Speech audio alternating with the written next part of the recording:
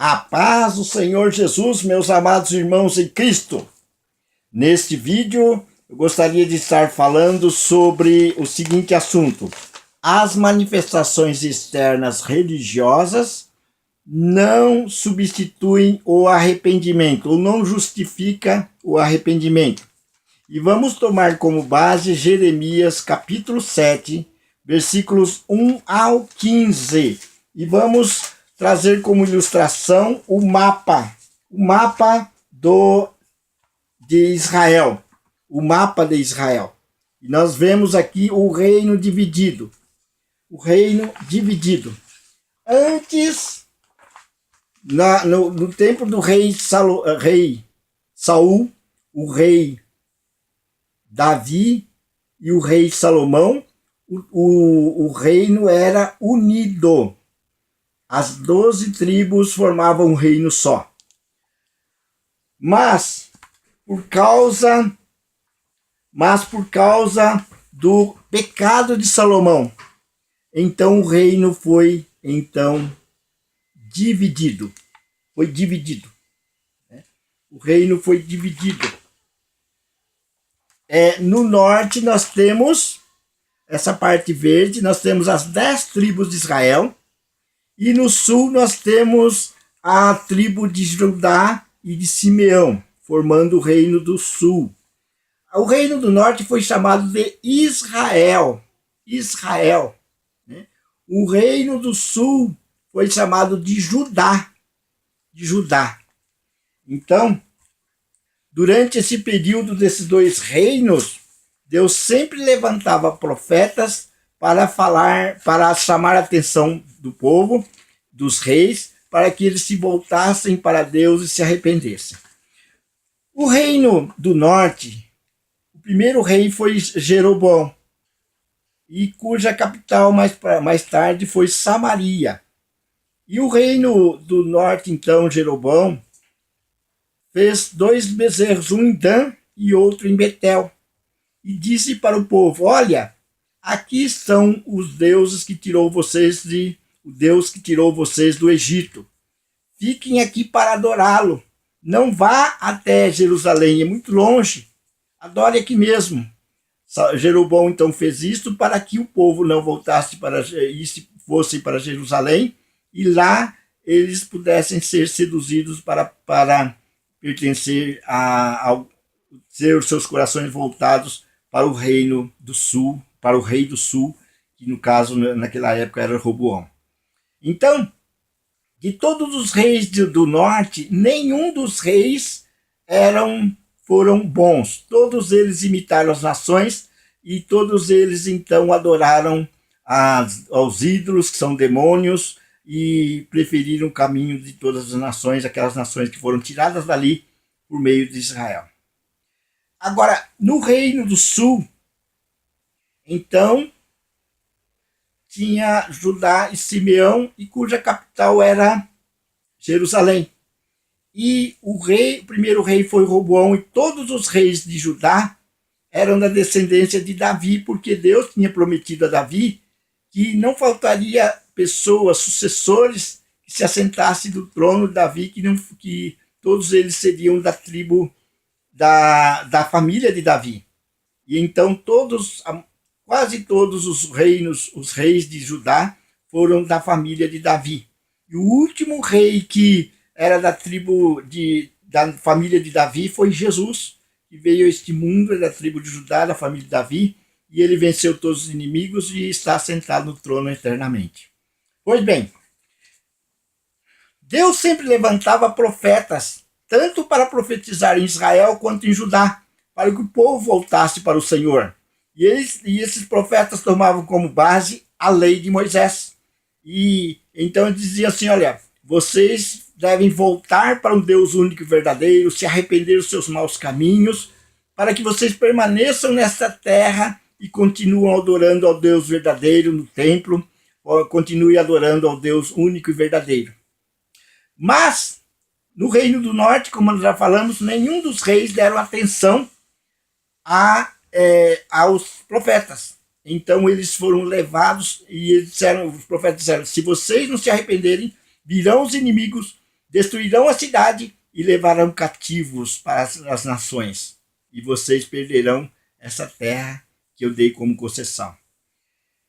Então, o reino do norte então foi levado pelos assírios, por causa da maldade deles, os piores inimigos de Israel.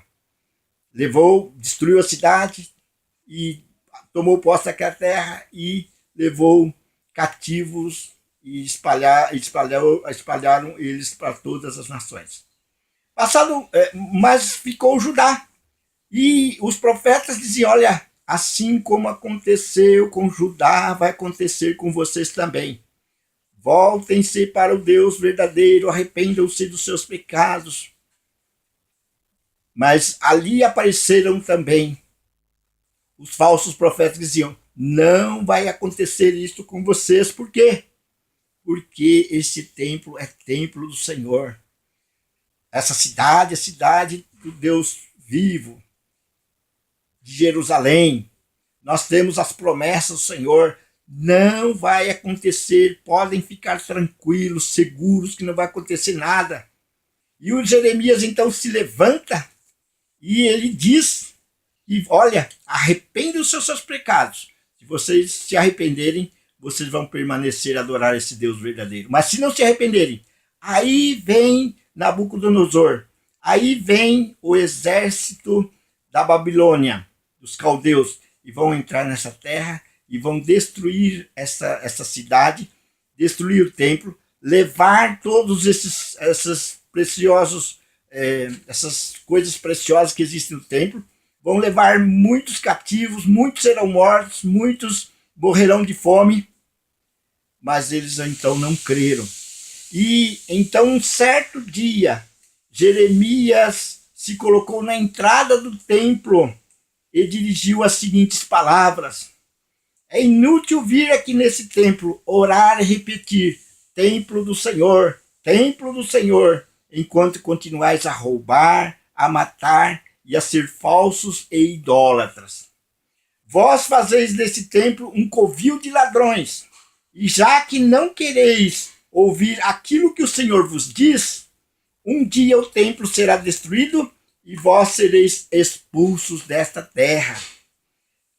Essa profecia era grave demais para os sacerdotes do templo, que viviam do templo. A sua profissão estava relacionada com o templo.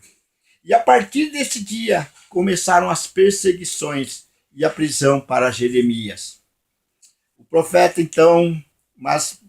continuava a falar de todos os modos possíveis. O que nós aprendemos com essa lição? Aí logo depois vieram os babilônios, destruíram o templo, levou cativo muitos deles que não resistiram, não reagiram contra os inimigos e mataram milhares deles.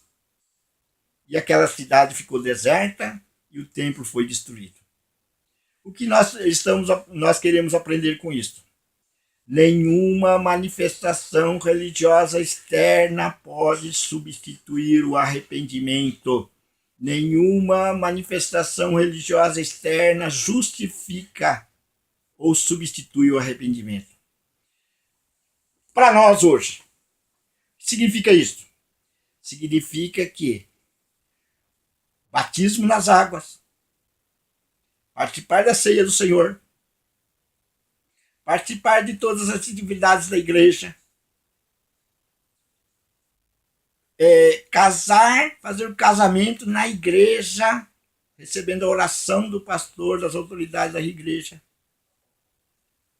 títulos, ativismos, nada disso substitui o arrependimento. Nada disso substitui o arrependimento. Então nós precisamos tomar como lição, como exemplo, o povo de Judá. Então precisamos nos arrepender dos nossos pecados, deixar os nossos pecados e voltar-se para o Senhor.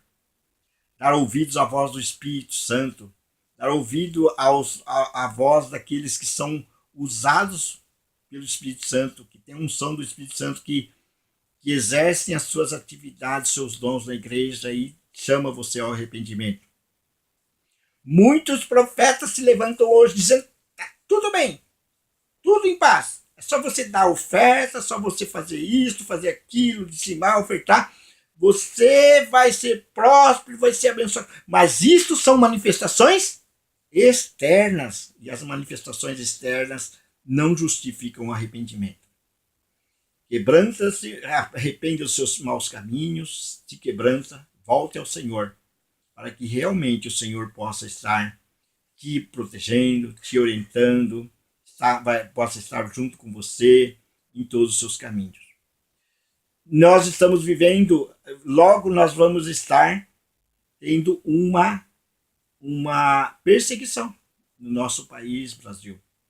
Mas é importante que você esteja firmado em Cristo Jesus, buscando as coisas do alto. E se houver perseguição e você morrer, partir para a eternidade por amor, por causa de Jesus, você vai estar eternamente com Jesus. Mas se você permanecer aqui para ser usado por Deus, certamente o Senhor vai usá-lo poderosamente, como usou Jeremias antes da destruição de Jerusalém e depois da destruição de Jerusalém.